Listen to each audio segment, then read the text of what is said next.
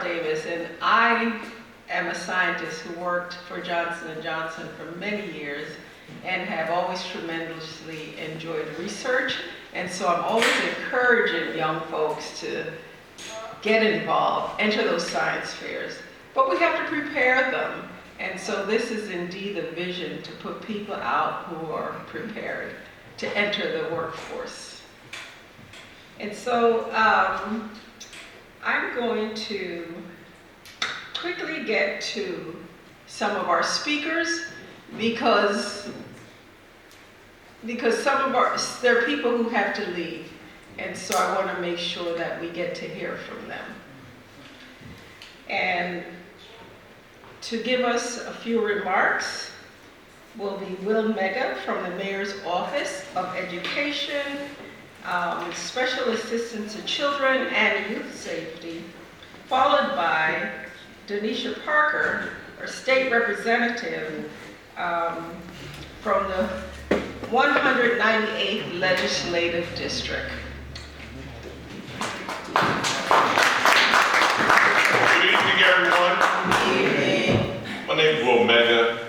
I come to you today from the Mayor's Office of Education, representing our 100th Mayor, Sherelle Parker, as well as my office, under the leadership of Dr. Carrera, our Chief Education Officer.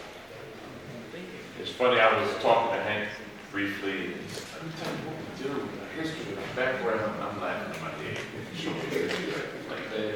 He had no clue. I've been watching on TV since 1994 and 1996, doing this work that he's introducing me to and showing me the photos. And I've been in education for 30 years. I've been to the event. I didn't tell him. I already knew, right? So I don't necessarily need my notes that I wrote. They're just kind of reminders to myself. But I know the work that he's been doing in STEM, in science, in technology, engineering, and mathematics. And coming from the space of the education world, our math teachers and our science teachers, especially those who are in chemistry, and particularly those who are in the STEM sciences, if they decide to quit today and put their resume on the internet, within less than an hour, they will have about 30 offers. That's how high in demand the STEM world is. But what makes this program so unique is that it is directly aligned with the mayor's overall city's mission for a safer, cleaner, greener Philadelphia with economic opportunities for all. You ask, how is that? Because the STEM world is the professional lane for the globe. And so much so that in my office, our primary focus right now is with middle schoolers and exposing them to this lane. And guess what we cannot find? We can't find enough providers who are qualified. Not because they're black or in a particular race, because people in the sciences are in such high demand globally, they can pick and choose where they want to go at any time.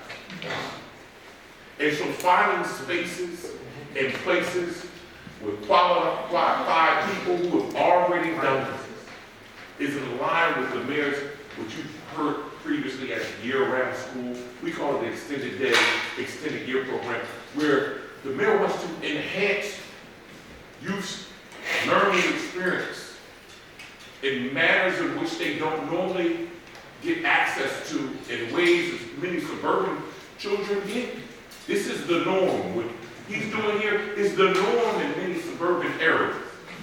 And so her mission in this venue is to make sure that more of these type of programs are available to our youth. I said, give me a card.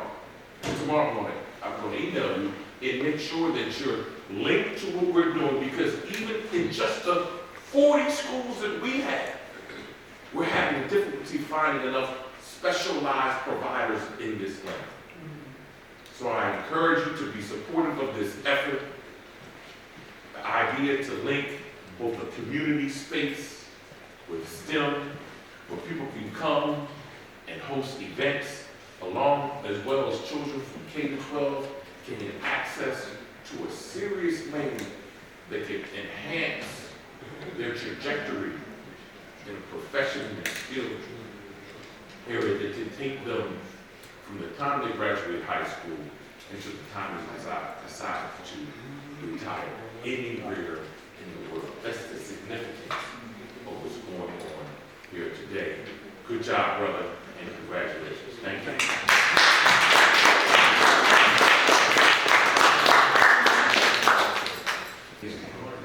Good evening, everybody. Good evening. My name is State Representative Derisha Parker. I'm a nearby neighbor. When I first met Hank, this is a very interesting story. This was the area that we represented, and we were talking about all of this funding. He had these grand ideas. Guess what? We was in the minority, man. I can't give you a dime. Brother, some things look good right now.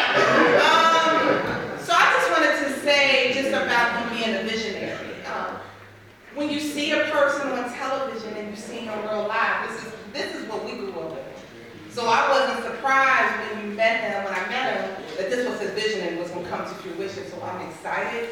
I am standing in my colleagues, Representative Carroll's district, who will make sure he has a great relationship. I do serve on children and youth, so I'm going to be a neighbor partner with this vision and anything that we can do, because it's nothing but a blessing. Faith without work is dead. And I truly believe in all of that. And I'm saying it to say that it's nothing but God that I represent elementary school children. So now we can expose them to this is what it's supposed to be when we're having events. So instead of them going downtown to talk about science, we have in our neighborhood. And to me, that is what it's about. It's about making sure individuals know that there is a world right in your neighborhood that he's going to expose you to, and he's going to show you. He showed me this cute little experiment he had, and I was just so excited. And they, we only one seat majority. Hey, I couldn't do anything, but they be upset. I'm going. So I just want you to know I am here. I'm going to always be a supporter of you and your vision. I'm very proud. I know my colleague, Senator Haywood, made sure he was secured you with some funding. Our budget is passed too, so when we get through whatever. I'm looking forward to seeing your letter so we can make sure that we have more funding to make sure that the state does what we're supposed to do, is sow seed in individuals like yourself, who are especially making sure our children. I don't want our children to be a statistic. I want our children to understand that individuals that look like me are going to make sure that we put information and we put our resources in individuals like them, because this should be a part of their life. I don't want to hear about this on TikTok. I need to see this in real time. And that's what the reality I like. I want them to understand about the experiment. I want them to see about STEM. I want them to understand that it's cool to date a person or even be with a person that loves these types of things. I'm married to somebody that likes this stuff. I think it's cool. So I think we just gotta make it cool to be brilliant again. It's cool to date somebody or be surrounded with people or with science and math. I think it's cool. We gotta really keep instilling it. One of the things I always challenge our parents when we're in these type of circles, I said, when you're at the dinner table, does everybody have their phone? Yeah. Why?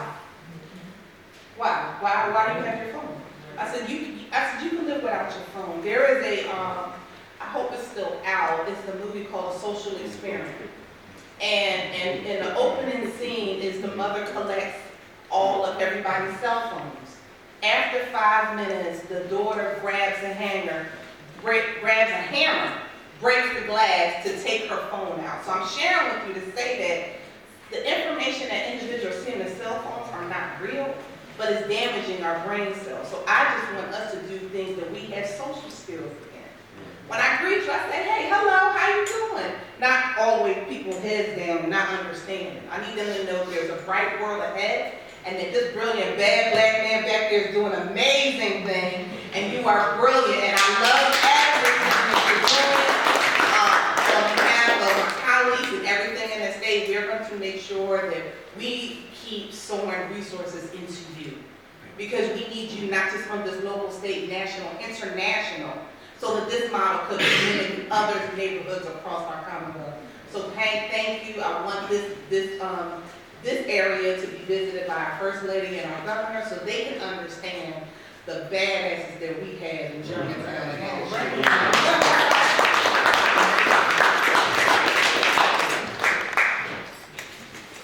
Well, thanks so much, Will and Darisha. We will now move on to a few testimonials from Mr. Bill Kent from the Federal Emergency Management Agency and Mr. Lynn Thomas, CEO of EMSCO Scientific Enterprises, Inc.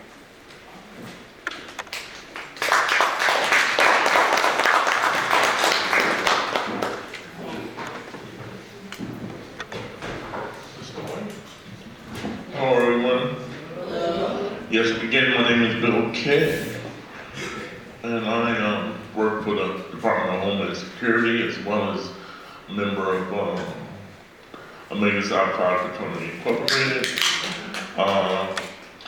I just want to make a testimony of a gifted young man that I met probably about 30 years ago.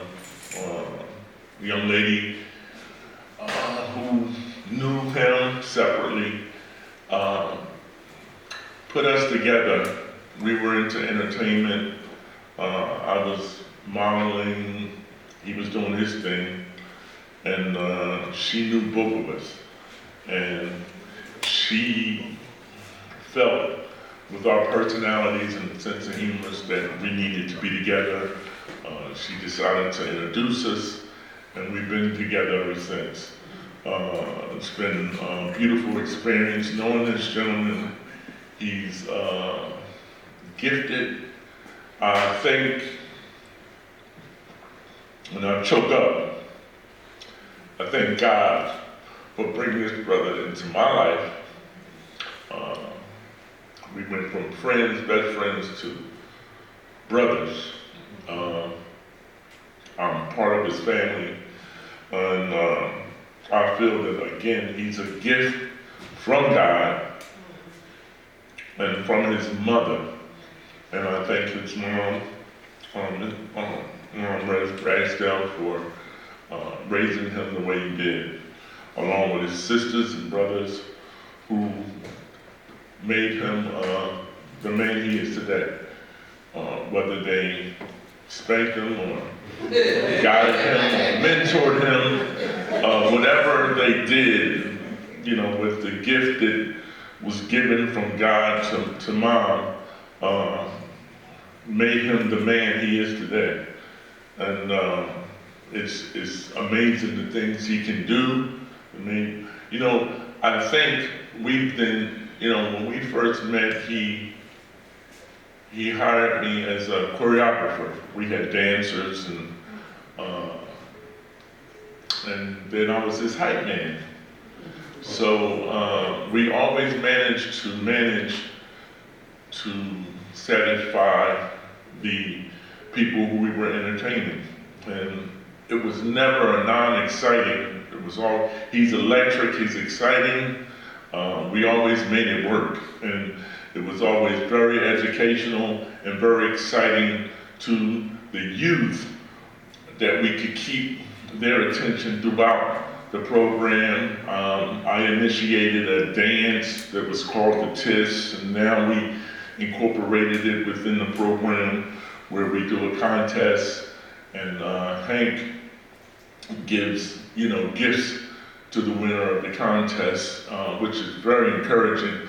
And when you see these programs, I have to give it to him because, you know, it's times that, you know, behind stage, I may have doubted the direction of the program, and he's the leader, so he's always encouraged everything's gonna be okay. And I've never done a show with him where it went left, never. He's just good at that. I don't know what it is, but We've always had exciting shows, encouraging the kids, and the kids, are ecstatic after the program is over about science, and that was the goal. So I just want to say that he's a good father. He's a good husband, first of all. He's a good father. He's a good friend. And most of all, he's a good man. So I encourage everybody to find a way to donate and to this cause for our tomorrow, because his vision is so broad. We not just do shows nationally, but we do them internationally, and he continues to thrive to this point where we're standing in the STEM building educational center now, which is amazing. So with God blessings, we can continue to donate and find other ways to contribute to this blessing for our future and the kids that we, nurture and educate today. Thank you.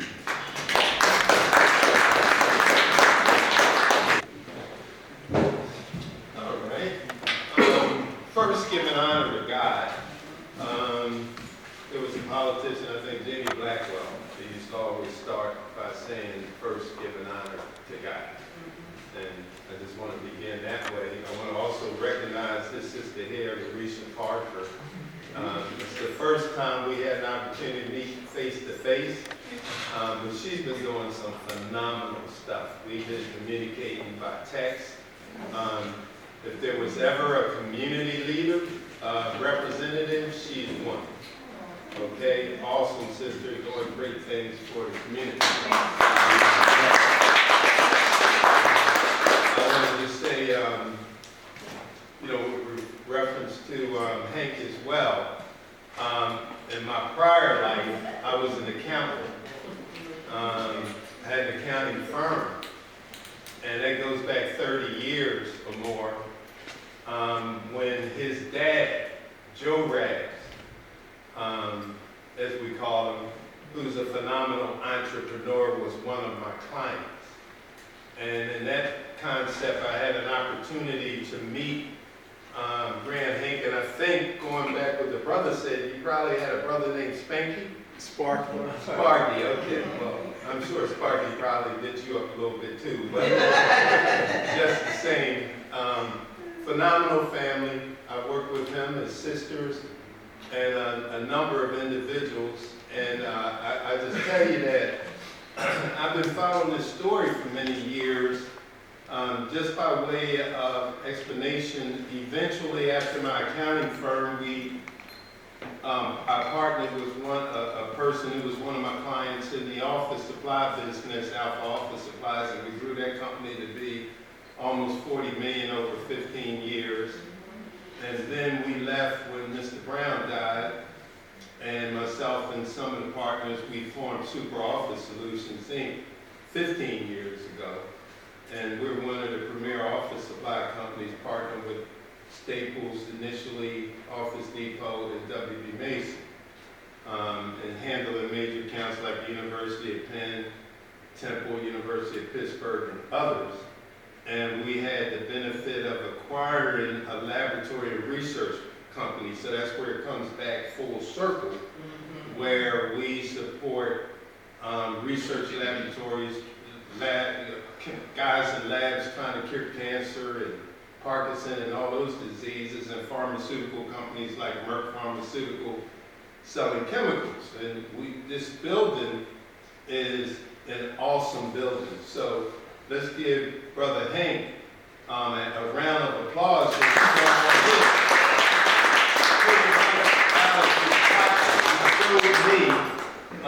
What this thing looked like. I say a thing, what it looked like in the beginning, and how he has transited it today. And my myself and my partners, I heard the story. I came here, we toured the facility, I sat upstairs, and like the brother there, he quite frankly brought tears to my eyes in terms of the impact that he's having on so many of our children and youth.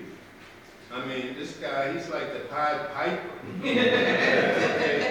I don't know how the heck he can get all those children, busloads of children that fill up the Met on Broad Street, the Dell, with young children excited about science. That's like unheard of. And do it all over the place. And when I heard his story, I was like, and when I saw his story and witnessed it, it was amazing because my real DNA and pedigree goes back to the revolutionary era of the 60s and the 70s.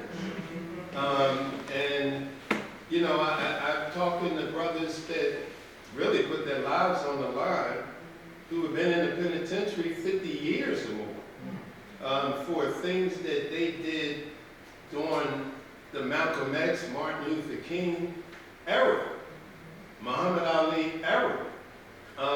And some of them feel as though they might have sacrificed their lives for nothing because, you know, they see some of what the press shows us on TV of what is occurring out here with most of our children. No. Not most of our children. That is what the impression is meant to lead us to believe. Okay? But most of our children are like those children that Hank and his Pied Piper method reaches out to. Okay? They just don't get the exposure. Okay? He doesn't get the proper exposure. Okay? And one of the things that really gave me encouragement was even after George Floyd and all those young people that they put the mics up to their mouths and these young brothers and sisters and young people, black, white, and otherwise that spoke up against what was going on and the criminality of that, it gave me hope that there's still an element of people, even though they try to only let us know or they multiply the negative. Okay, and what we've got to do together is multiply the positive.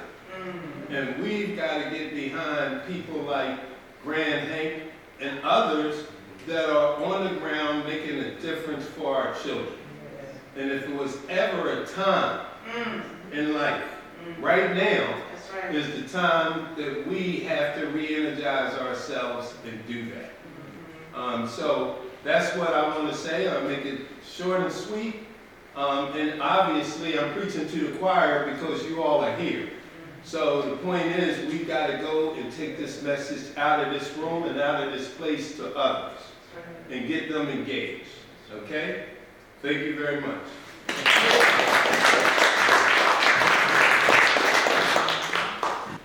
We're going to have a short video from Rita Shaw, President and founder of RS Tech Probe Solution. Good evening and welcome to our special guest and friends. On behalf of our group, I'd like to thank you for coming to our fundraising event. My name is Rekha Shah, born and raised in India and came to America in 1969. After coming to America, I fulfilled my dream of higher education. I studied chemistry in Indiana State University, Terre Haute, Indiana, and worked as a scientist in several pharmaceutical companies, including SmithKline, Beecham, and Johnson & Johnson. I worked at Johnson & Johnson for 25 years as a research scientist. After, in 2008, I formed my research organization to support the research projects of small and big pharmaceutical companies, universities, and biotech companies. I know the values of education, and that is a big reason I joined Tyrion to help him in finishing to create a STEM center to give inner city children the education and make them interested in education, especially in science and science related fields. We started this program several years ago and we are almost at the finishing line. We are requesting your help and support to reach our goal to complete this building by no later than first quarter of 2026. On behalf of our organization, I would like to thank you all for your participation in our event. Thank you all again for your kind support. So we'll move on to our chief speaker, Dr. James Murray, CEO of the PA Drug Discovery Institute and Chemistry, Assistant Professor of Chemistry at Immaculata University. Jim has been instrumental in advising from an academic perspective, and the board greatly appreciates you, Jim, as well as, of course, Grant.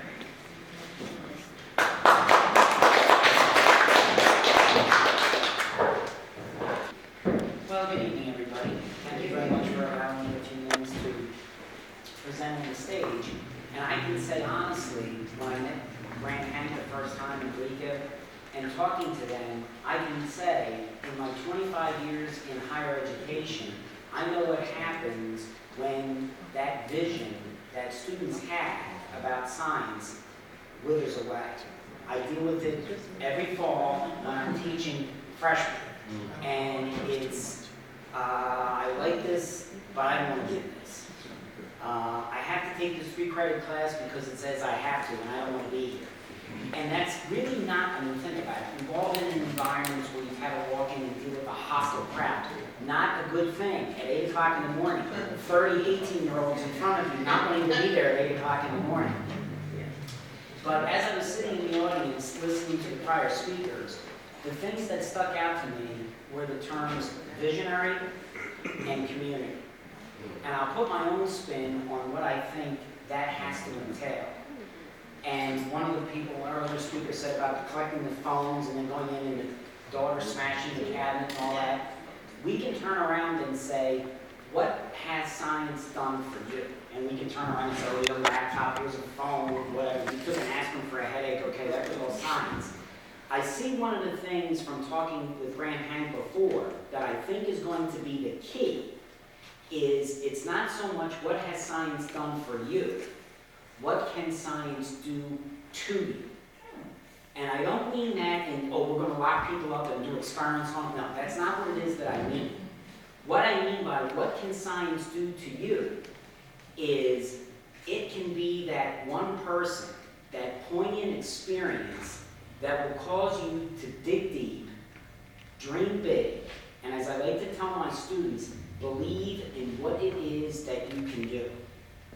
And I think any of us that have worked in science, everybody gets this idea, oh, where did you get your best idea? Oh, I had my lab coat on and my goggles when I was up at the bench. And I think any of us that have spent any amount of time in a research environment, that's not true. It's when you're walking down the hallway to the coffee pot, and somebody stops and asks you a question. Oh, I saw this, and I know that you like this. Okay, yes, I'm a chemist. I've been a practicing chemist for 32 years. There are things about me, because I'm a living, breathing human being first, that I was interested in before I ever became a scientist. And that magically doesn't go away. But it's being inspired by other people who are around you, as it was up on the slide earlier, if you saw it, a community. Generating that community of people that have an interest that is the same as yours. And you know what? And I can say this from being in higher ed, it's not a weird interest. Let me ask this audience a question, and I'll brag on my own profession. How often is chemistry in the news for good things? Oh, why was Dad so late getting home tonight? Oh, some tanker full of some chemical flipped over on 76 and he was tied up. It's never in the news for good things. And if you want to build that community of people who want to go into this, you have to turn around and accentuate the positive about it. And yes, how many people open the cabinet under your kitchen sink or open your medicine cabinet? It's right there.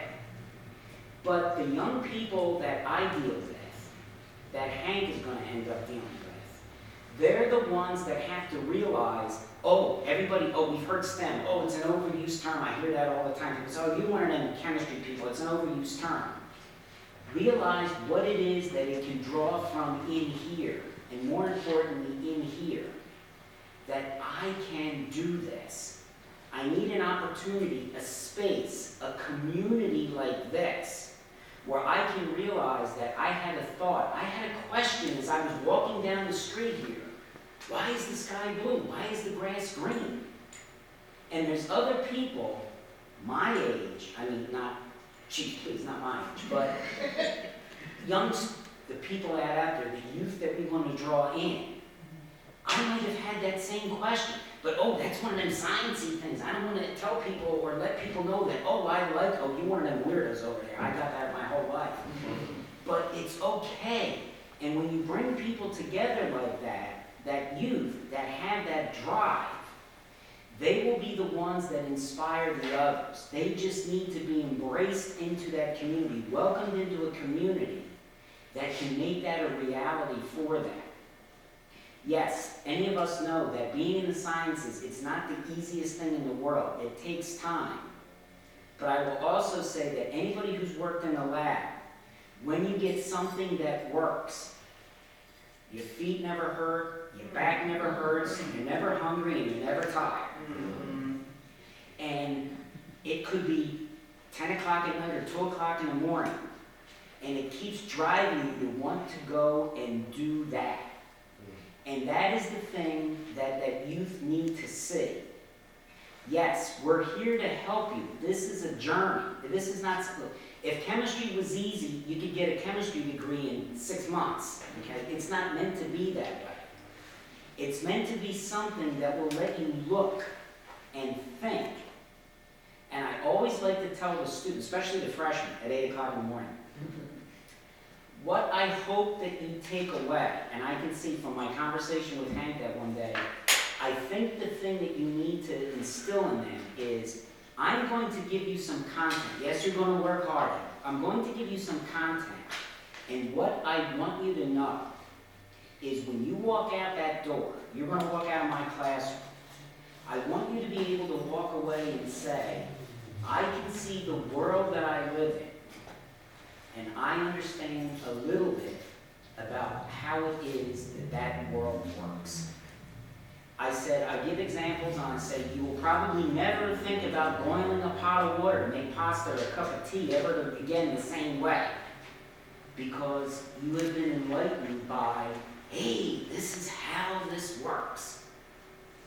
And as the previous speaker said, you got to turn around and give a hand to God about this. And one thing that I think about very frequently, and I've done this for the almost 25 years that I've been in higher ed, I envision myself walking into the kitchen in the house that I grew up in and looking at, little me sitting at the kitchen table. And I think back and said, the good Lord turned around, think about scripture. I knew you before I created you. And he sat down and said, I'm going to let you like chemistry. And I'm going to let you be able to explain this to others. And I'm going to be able to give you the ability to understand how my creation works. Go out and instill that beauty in others. And I think, and as my closing thought, everybody, oh my God, lab's 3 hours. It's been 2 hours and 45 minutes, time to get out of here. And you say, wait a minute, don't leave just yet. Pick up that flask and look at it. All right, we make aspirin the first week. Okay, swell. Look at it, students. Look at it. You're holding something that you made. You made this. You took the God-given skill and inquiry that the good Lord said that I'm going to give you, and you went and did this. Yes, I know for 50 years, the first organic labs, you make aspirin. But think about what it is that you've been able to do. And again, think about what science can do to you. If you can be overly shocked and awed when you get one crystal to form and you watch that crystal form, okay, yes, it's aspirin. No, you can't take it because I'm giving you a headache from being in the lab. But think about what it is that you can do. As I tell my students, believe in what you can do. And all it takes is somebody like Grand Hank to turn around and say, this is not a screwy idea that you have. This is the way scientists think. And we all got to start somewhere about doing it. And you've got to build that community where they see others, again, like themselves. Hey, you had that idea, I had that idea too. Anybody who's in education, what is the big thing? Oh, I was afraid to put my hand up and ask the question. Well, guess what? 4 other people have the same question. It's okay, you can ask it. But it's getting those people to realize there is something there that you can do great things. You can dream big dreams, and you can make those dreams reality. And the beauty of the science is you can sit in a classroom and somebody can give you all the theory in the world. But the best part about it is you can walk down the laboratory and pick it up. And you can say, I did that. And it's to somebody like Hank with that vision to give people the ability to say, I can do that. I've got an idea. I can make it happen. So with your help, let's help Hank make it happen.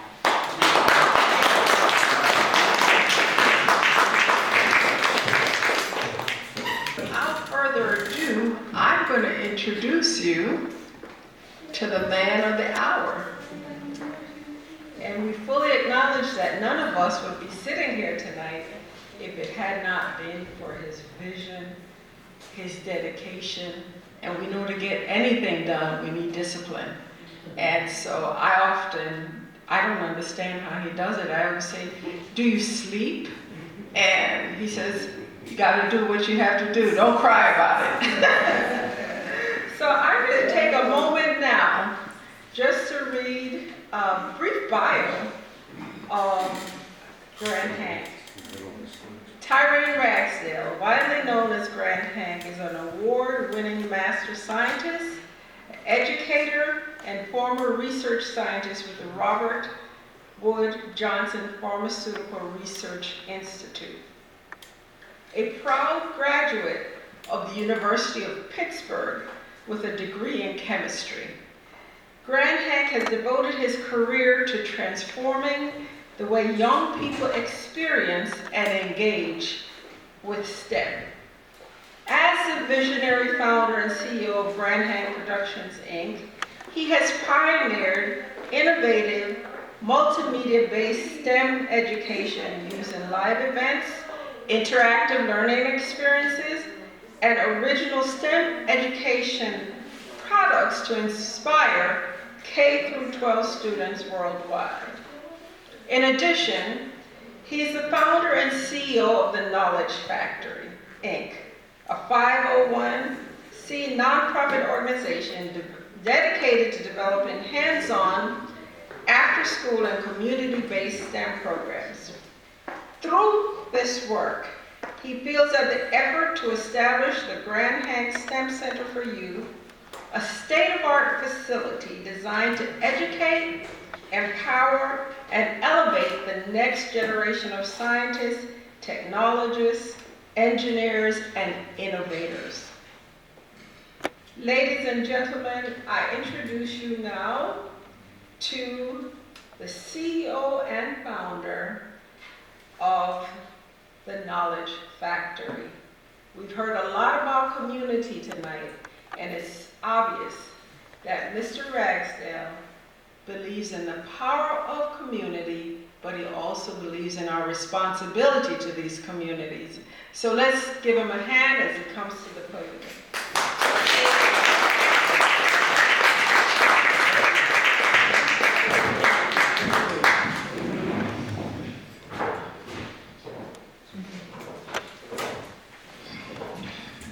Thank you, Carol. Let's give Carol a round of applause.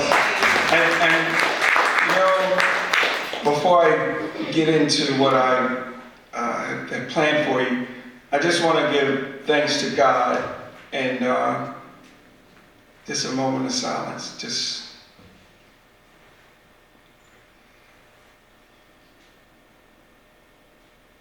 All right, I'm ready.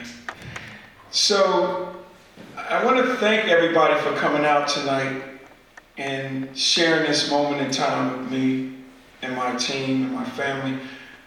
I want to give a special thanks to my team because I couldn't do this by myself. I want to thank Carol, I want to thank Audrey, I want to thank the ladies in the back, Tahira, my wife in the center. Let's give Gina a round of applause. She's the one that keeps me going. I want to thank my mother here, who really is another driving force. My sisters are here, my nephews are here, my pit folks are here, my family is here, my friends. So I'm going to open up tonight and really just take you through a journey with me on how this project came about and why we're doing this. So I have a slide presentation prepared that really, because talking is one thing, but kind of taking you through a visual of it is kind of another thing. So I'll walk you through this. So this is how this all started. If you look there, there's my mother who is sitting over there. Let's give Miss Rags a round of applause. So I'm one of 8, and there's more than 8, it's like 16 of us. But she was there from the very beginning, and we grew up in the Mill Creek housing projects, and I saw education as a way to get out, as a way to be able to change things. Wasn't sure it would work, but I gave it a try. And when I went through the public schools, I wound up going to University City High School, and at University City High School, my life was kind of changed a little bit because I had no interest in going to college. I was playing football and baseball, hanging out with my brothers, and a teacher, a guidance counselor actually told me that I think you can go to college. And that changed my life. And I said, really? She said, yeah, I'm going to fill these applications out, and I want you to bring them back, and we're going to see if we can get you into college. And as a 16, 17-year-old kid, responsibility is not on us. And this teacher would not let me off the hook. And I tried to get away, and she just kept forcing me until I filled this stuff out. And then I send these things out. Now I don't even care what schools they are. And then I get start getting these letters in the mail from college, different colleges. And I got accepted at Lincoln University. And I got accepted at, I think it was a school down south, Morehouse, what it was. And I didn't know what Morehouse was. I'm from the projects. We don't know a whole lot of stuff. So I got accepted there, and then I got accepted at the University of Pittsburgh. So I decided that, okay, Lincoln is too close. I can't get away. I'm going to get far away from these projects as I can. And then I'm going to go to down south. My mom said, down here, you're going to come back once a year and during the holidays. So that was out. And the University of Pittsburgh fit, not because I thought it was a great school or anything, because back then we didn't have the internet and we didn't do research. A lot of this was word of mouth. And here's how I got to University of Pittsburgh.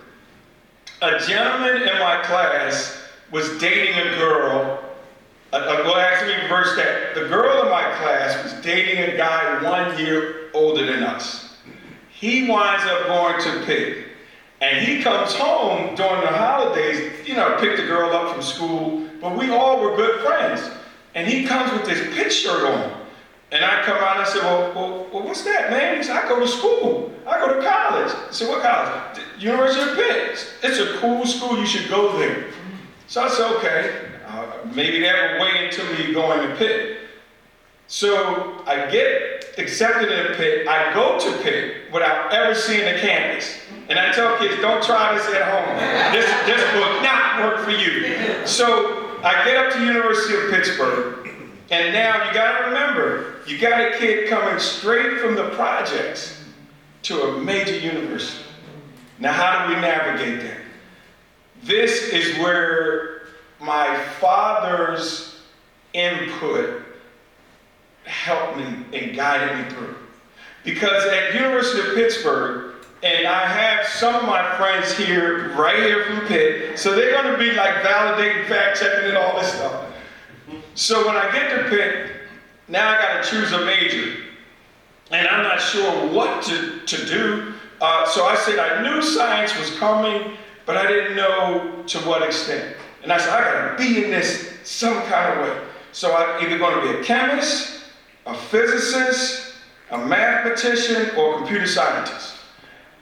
I had a sister at the time who's here. Her name was Tracy, she might have left, but she was in computer science.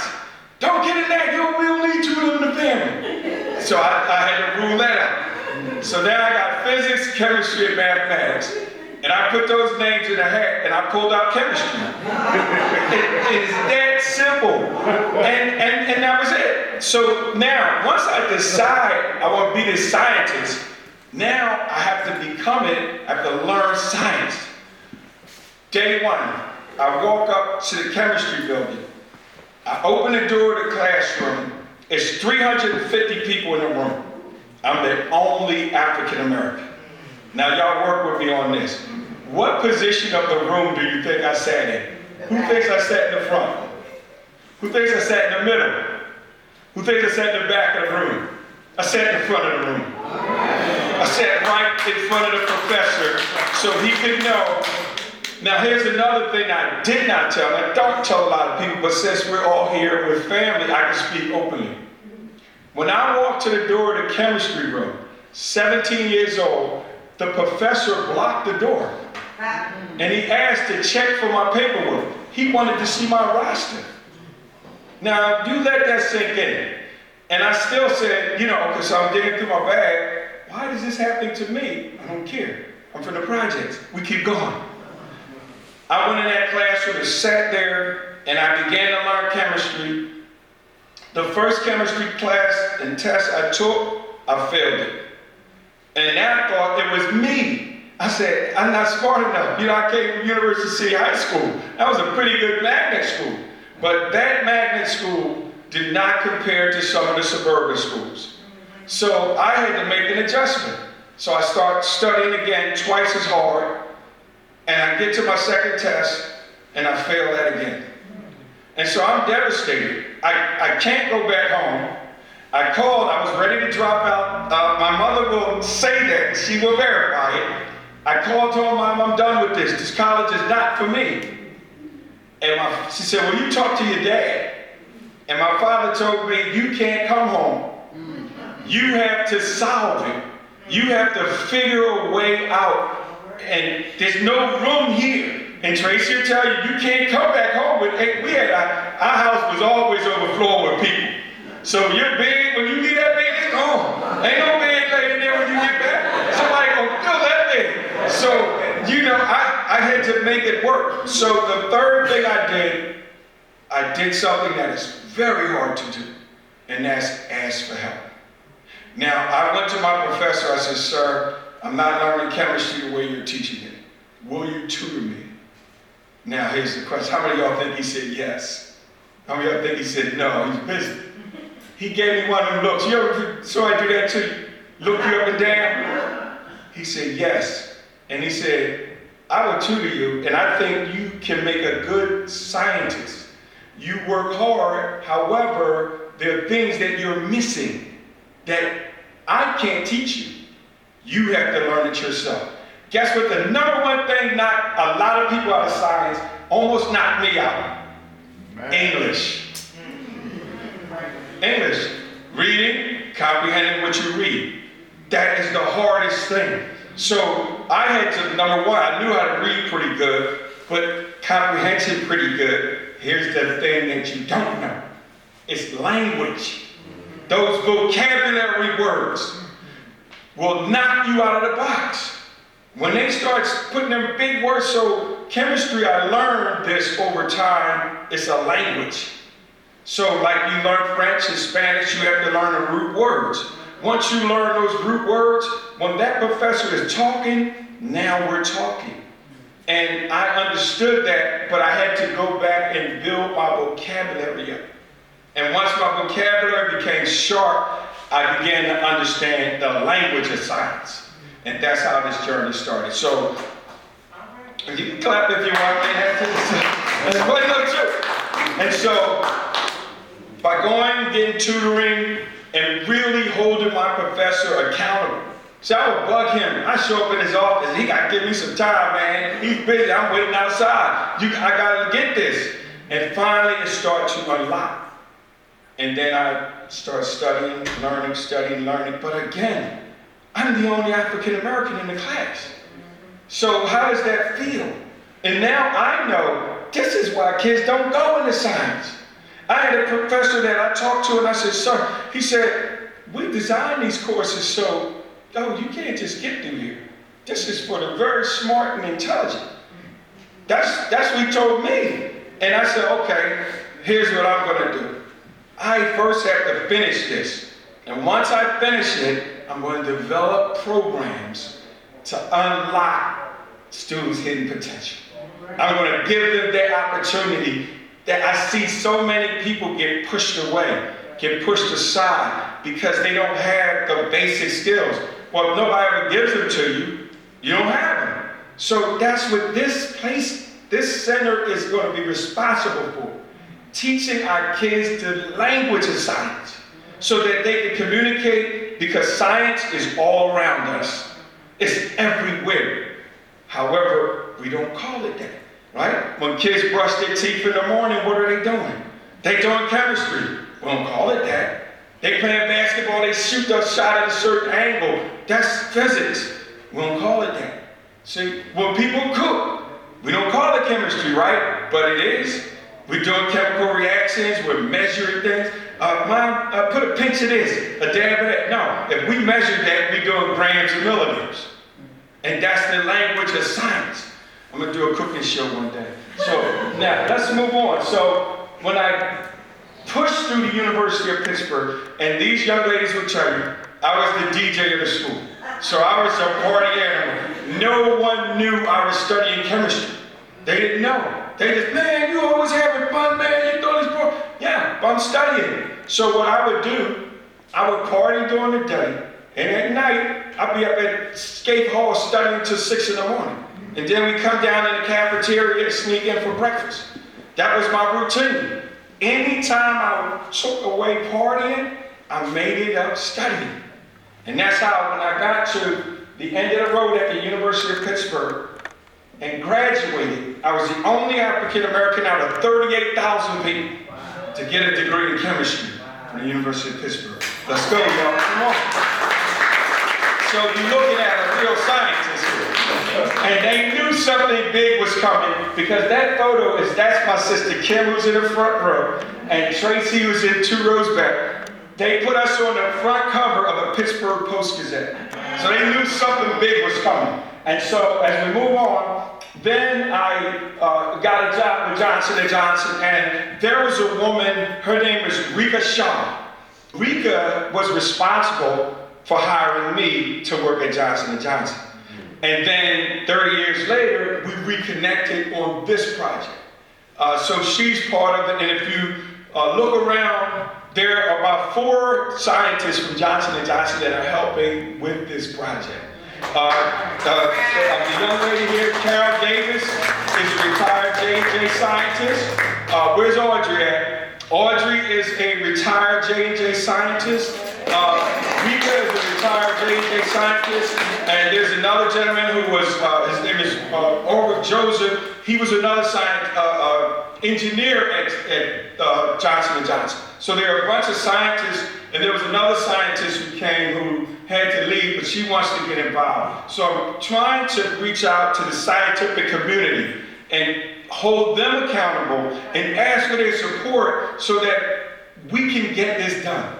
There's another guy who I'll mention later on. but the Tribune did a story, and this is being a laboratory right here at Johnson & Johnson. So as we move along, nobody knew this but me. Did you guys know that I had a TV show? The Science Lab of Grand Hand, that ran on TV from 1994 to 2012. That was a long time. But listen, I was doing science out of passion. They weren't paying me. And Marty will tell you, because he was there, we didn't get paid. But we showed up because that was my civic duty. To show it wasn't about the money. It was about showing these children that there is a scientist. Do you know when we started this program, there was so much hate calls coming in? Because this was a live show. So people could call in and answer questions. Oh, what is this black guy doing on TV? He shouldn't be, oh, it's so much black. But they could not talk about the science I was doing. They said, damn, that boy knows science. So we stayed on, we did it, we toured, and then we met up with the major companies. Years ago, there was a company, Shell, you guys know them, $1 trillion company. There's another company, American Petroleum Institute. Everybody knows about DuPont, right? So here's the story about these three companies. I met a gentleman who, and this is how life works. I met a gentleman, because I used to do these big science conferences. So I would go to these conferences, the National Science Teachers Association, which were nothing but science teachers, so the best of the best were gathering for professional development. And I was doing professional development to these teachers. And I had a situation where we were flying across country. We had to go to San Francisco. And remember, I was financing this whole thing. There wasn't no budget or nothing from the government giving us anything. This was vision and commitment. And so I didn't want to go to San Francisco. And then something said, if you don't want to go to San Francisco, you need to go to San Francisco. So I begrudgingly paid, and we took Marty and Kim, and we went to San Francisco. But here's what happened. We presented, and in that room was an executive from the Shell Oil Company and another team of scientists from South Africa.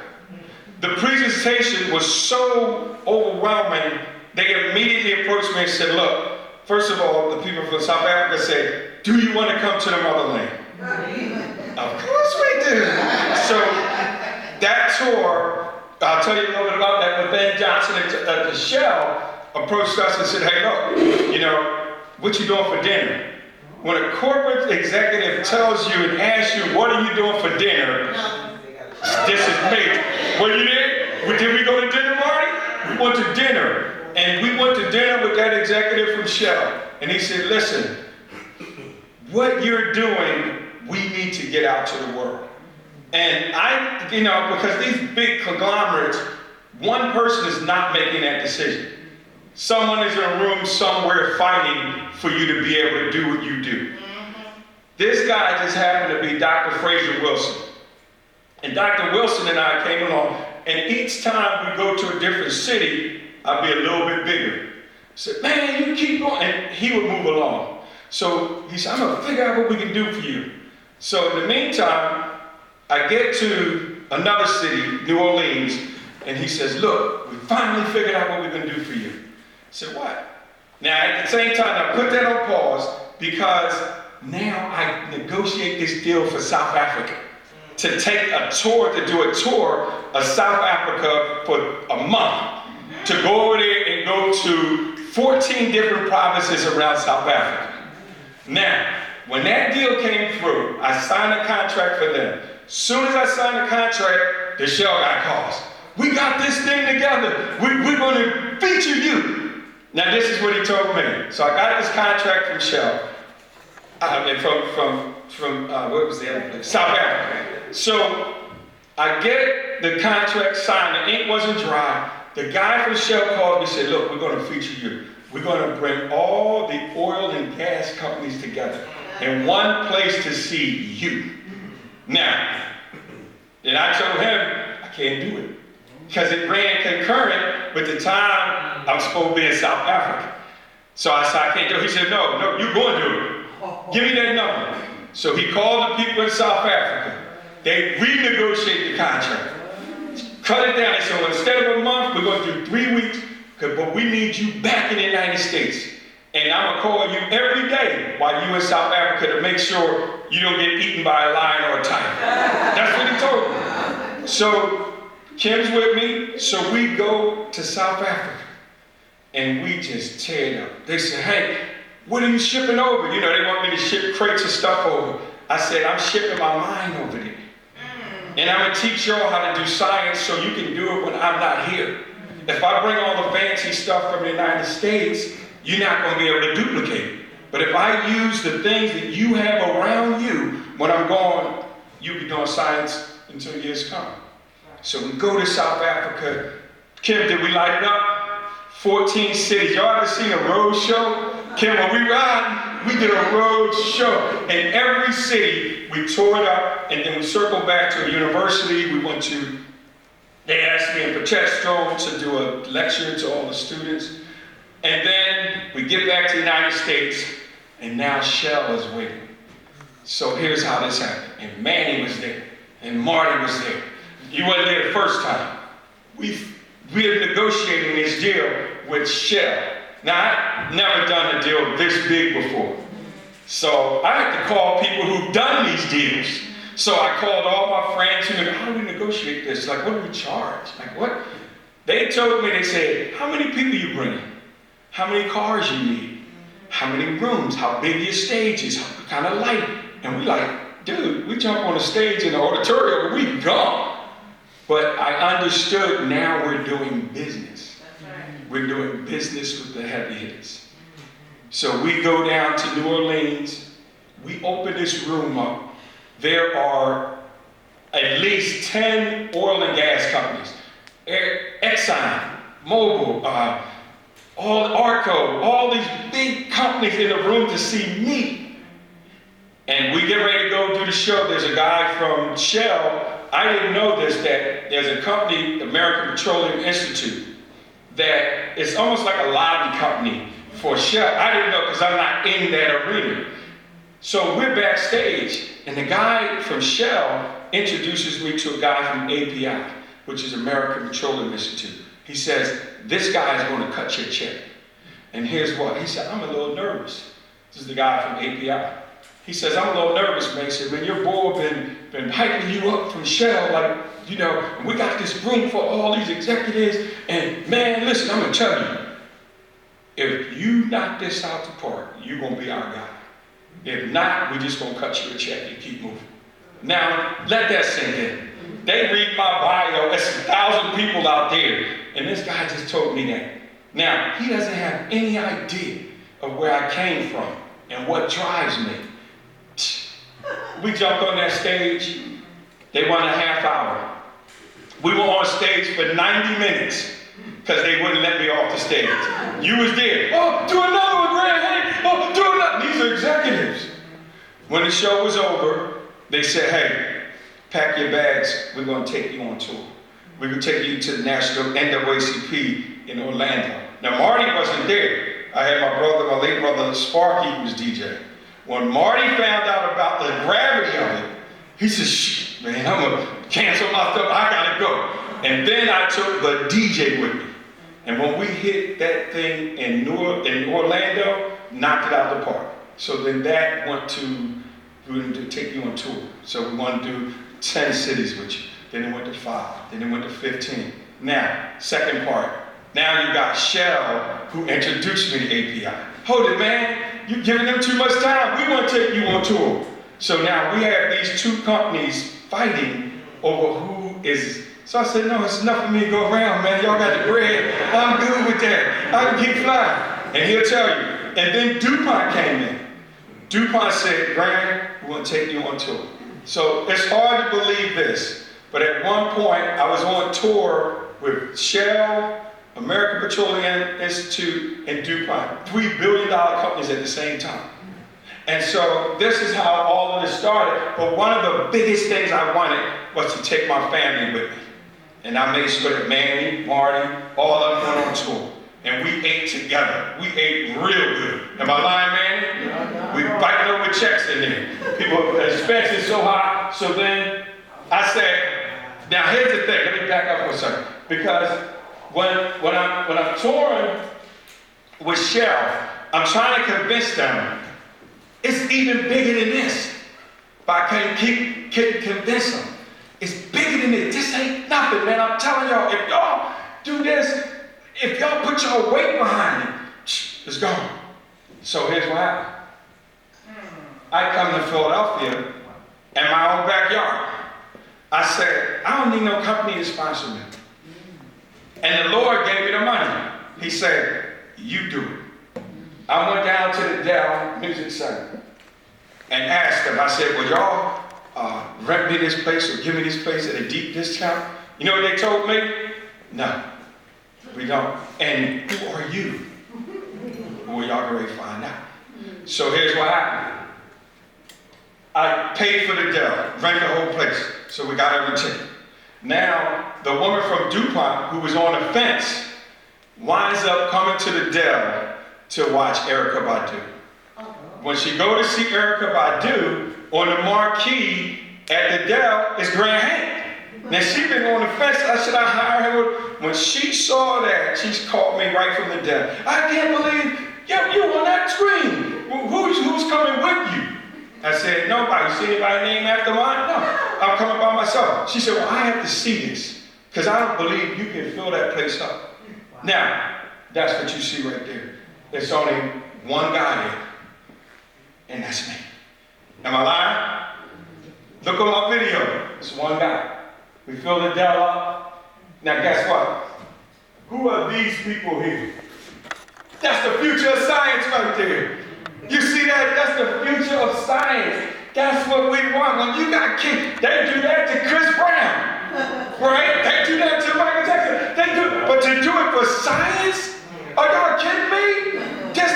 This has never been done before on this scale. If you look at 5 years in a row before COVID, so while we're doing that, I said, we have to build something, an institution that can be here when we're not here. And when I used to go to the Franklin Institute and do things, I would say, there's nobody looking like me here. So how can we change it? I can talk about it? No, invest in it. So what you're looking at is an investment. So we did that. I took some of the money, my money. I don't care because it's just money. It come back. If it's not, it is what it is. I'm not driven by money. I'm driven by helping people. And so we designed this to help motivate and inspire kids. And look at that. Y'all watching this? Y'all see this? These are flat kids, little ones, hungry to learn. They ain't tearing nothing up. They want to get on stage and become part of this event. When we do these shows, nobody in the seats. Everybody, oh God, you gonna have a stampede? No, they want to learn. They want to get close to this, and this is what it is. So, as we go through this thing, as we wind down, I want to show you something just so you see it for yourself. This is a short video of a city in Burlington, Iowa. And this is what Bill talked about, referring back. It doesn't matter where we go, it's the same. The same. Look at this is an arena there that they brought us to in the middle of Iowa. It's the same. It's science like that just said. It's the same. This is what our kids need. They need to see this. They need to see that science is real, that they can do it, and everybody is focused. Like, it's no rearing back in the chairs, and these are what we're trying to produce, and this is what we're pushing. Look at them, they have phones out, everything, because they want to learn. These kids want to learn. They want to be a part of history and not just on the other side by getting caught doing negative things. And this is it. And we do teacher trainings. We do the whole 9 yards. So that's just some of the things. So now, what are we doing here? Why are we in this building tonight? To help return this United States to the #1 position. So what's the big idea? This building, we want to change this into this. And to do that, we're going to need help. Because there's not a lot I can do by myself, right? There is, but you see all of this was done. Now I need you. So these are some of the classrooms that we're going to have. And, you know, in terms of our objectives, we've got a lot. We want to revitalize the neighborhood. We got this building. This neighborhood was drug-ridden. Somebody got killed. They found a guy shot in the head right out in front here. This place had trees and oh, it was a mess. And the neighbors thanked me. They said, "Oh my God, we've never seen a turnaround this quick. Who's behind you?" And I said, "The Lord is behind me. And He's the one that's telling me and driving me." Because I could have took money and just went and lived my life. But I have a commitment to help others. And this is why we're doing it here. So what are we going to do? How do we connect Grand Hank to the Grand Hank STEM Center? And that's where we come in with the Knowledge Factory. So Knowledge Factory is what is going to occupy this building right here once we finish the renovation to make it so we're able to do programming, after-school programming, and things of that nature for our community, for our kids. And so this is what it looks like. These are some of the people who are on my board. They're right here. Kim, put your hand up. Mom, put your hand up. So I try to keep the family going here. You kind of get that vision there. And this is some of the board of directors. So these are some of the people who are advising here that are, like I tell you, they're former scientists. A lot of them are retired. And these four on this side are all Johnson & Johnson former employees. And then we've got some other people, architects, who are, and I advise you guys too, if you want to join us, we need help. So if you want to join our team, let me know. We need help getting the word out. We need help trying to raise funds to get this place to where it can be a vision for our community. And if you see this, 90%, I would say 80% of the work is done. So we're down to the final bid to get a heating system in here and get a sprinkler system in here, which will make it safe so we can bring our kids in.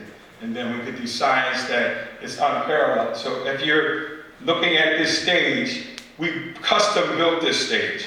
So when kids come in here, we're going to blow their minds. We're going to give them the science they never seen and never dreamed of, never thought was possible right from this stage. And then we're going to allow them to learn it at a much deeper level. So I'm going to get you excited, but then we're going to go deeper and allow you through after-school programs, through weekend programs, and even school visits. So this is our goal. So we need your help. We need you to help be a messenger and carry us out to your friends, family, that can help us to reach this goal. And I'm claiming it, and we want to have this done by the first quarter of next year. So that's the vision. I'm asking the Lord, and now I'm asking you. If you know friends, if you know people in HVAC or in any of these systems that can help us help our community. So this is, I'm all in on this project. And we have partners that, you know, they're organizations, so how do we sustain this? And we can sustain it through all kinds of stuff. The same model they use at the Franklin Institute is the model we use here, you know, programming and things of that nature, fundraising, things of that nature. And so these are some of the things that are going to be focused on in here. Now, there's a special room back there. And before you leave, I want you to go in that room. In that room, there is some technology that is beyond anything you've ever seen before if you don't work in industry. And that technology in that room is going to be unveiled once this is up and running for our kids to learn at a very high level.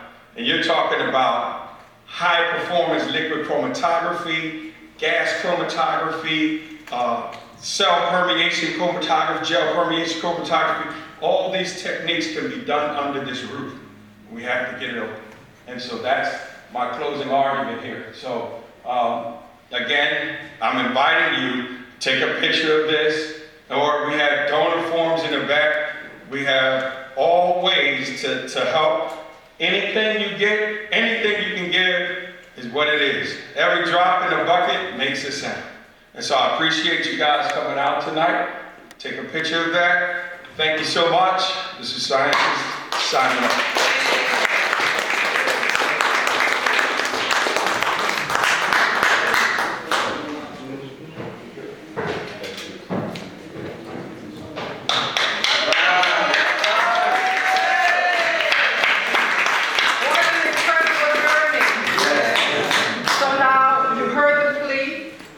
now it's time for us to step up and answer the call. All the information about donating is on the screen here, and in the back are forms, and the silent auction is still open and will close in the next 10 to 15 minutes. So thanks again for coming. Give yourself a round of applause for being here, and thanks